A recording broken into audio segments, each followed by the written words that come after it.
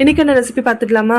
இன்றைக்கி அன்னவரம் கோவில் பிரசாதம் தான் பார்க்க போகிறோம். இதுக்கு 1 டம்ளர் அளவுக்கு கோதுமை ரவை எடுத்திருக்கேன், 2 ஏலக்காய், கொஞ்சமாக முந்திரி பருப்பு, 1 டம்ளர் ரவைக்கு 2 டம்ளர் வெல்லம். இப்போது 1 டம்ளர் ரவை எடுத்து நல்லா வறுத்துக்க போகிறோம். கோல்டன் ப்ரௌனாக வந்ததுக்கப்புறமா அதில் 7 கிளாஸ் அளவுக்கு நம்ம தண்ணி சேர்க்க போகிறோம். ஏன்னா கோதுமை ரவை வந்து நிறைய தண்ணி பிடிக்கும், அதனால 7 டம்ளர் அளவுக்கு நம்ம தண்ணி சேர்த்துக்கலாம். தண்ணி சேர்த்ததுக்கப்புறமா 20 நிமிஷம் லோ ஃப்ளேமில் வச்சு குக் பண்ணிங்கன்னா இந்த மாதிரி நல்லா மலர்ந்து வெந்துடும். வெந்ததுக்கப்புறமா இதில் வந்து முந்திரி பருப்பு சேர்த்துக்கலாம். முந்திரி பருப்பை நீங்கள் பொரிச்சு போட வேண்டாம், டைரெக்டாகவே சேர்த்துக்கலாம். இப்போ நம்ம முந்திரி பருப்பும் ஏலக்காவும் இதில் சேர்த்துடலாம். இப்போ பொடிச்சு வச்சுருக்க 2 டம்ளர் அளவுக்கு வெல்லத்தை சேர்த்துக்கலாம்.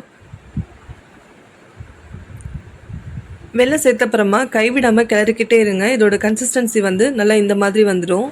நல்லா லோ ஃப்ளேம்லேயே வச்சு கைவிடாமல் கிளறிக்கிட்டே இருந்திங்கன்னா நம்மளோட அன்னவரம் கோவில் பிரசாதம் ரெடி ஆகிடும்.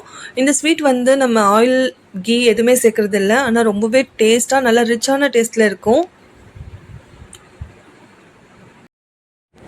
இதில் வந்து ஒரு சின்ன பிஞ்ச் அளவுக்கு நீங்கள் சால்ட்டு சேர்த்துக்கோங்க, அந்த சுகரை வந்து என்ஹான்ஸ் பண்ணுறதுக்காக. அவ்வளோதான், நம்மளோட பிரசாதம் வந்து ரெடி ஆகிடுச்சு. இப்போ நைவேத்தியத்துக்கு நம்ம எடுத்து வச்சிடலாம்.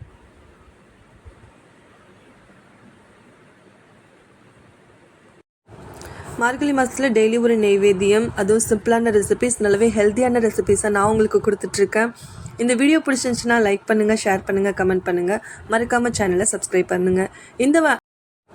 இந்த அன்னவரம் கோவில் பிரசாதத்தை நீங்களும் உங்கள் வீட்டில் செஞ்சு பார்த்துட்டு எப்படி இருக்குன்னு கமெண்ட் பண்ணுங்கள். தேங்க்ஸ் ஃபார் வாட்சிங்.